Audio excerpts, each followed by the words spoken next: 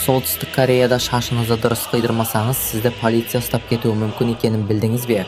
Ұзындық шегі 5 сантиметр.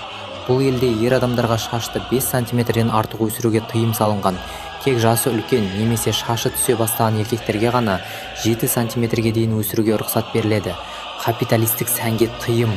Шашты сарыға немесе басқа түске бояу, заманауи фейд стилінде алу немесе гелмен тікірейтіп қою батыстың капиталистік бұзықтығы саналады. Тек қарапайым жинақы социалистік стильге ғана рұқсат. Шаштарыңызға кірсеңіз, қабырғада мақұлданған үлгілер плакатын көресіз.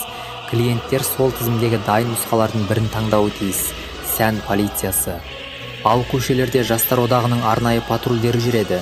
Егер шашыңыз тым ұзын немесе сәнге сәйкес келмесе, сізді тоқтатып, дәл көшеде немесе жақын шаштарыңызда шашыңызды кестіріп тастайды. Сіз осындай заңдарға шыдай алар ма едіңіз?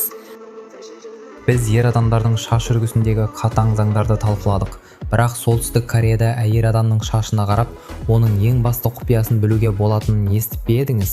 Шаш отбасылық жағдайдың айнасы. Бұл елде әйелдердің шашы олардың жасы мен отбасылық жағдайына тікелей байланысты. Тұрмысқа шыққан әйелдер міндетті түрде қысқа немесе орташа ұзындықтағы шаш қоюы керек. Бұл олардың отбасы мен мемлекет алдындағы байыптылығын білдіреді. Ал тұрмысқа шықпаған жас қыздарға шашын сәл ұзынырақ өсіруге, өрім өруге немесе қарапайым лента тағуға рұқсат.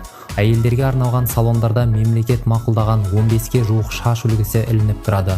Бұл нақты заң болмаса да, әйелдер осы шеңберден шықпауға тырысады. Күрделі, көп уақыт алатын прическаларға жол жоқ. Бәрі жұмысшы табына сай, қарапайым әрі ыңғайлы болуы шарт. Капиталистік сұлулыққа тыйым. Ең басты тыйым батысқа еліктемеу. Шашты ашық түстерге бояуға, заманауи химиялық бұйралау жасауға, немесе шашты белден асырып жайып жүруге қатаң тыйым салынған.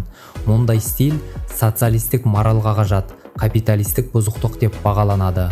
Бақылау. Ерлер сияқты әйелдердің де шашын көшедегі сән полициясы тексереді. Талапқа сай болмасаңыз, айыппұл төлейсіз, немесе ескерту аласыз.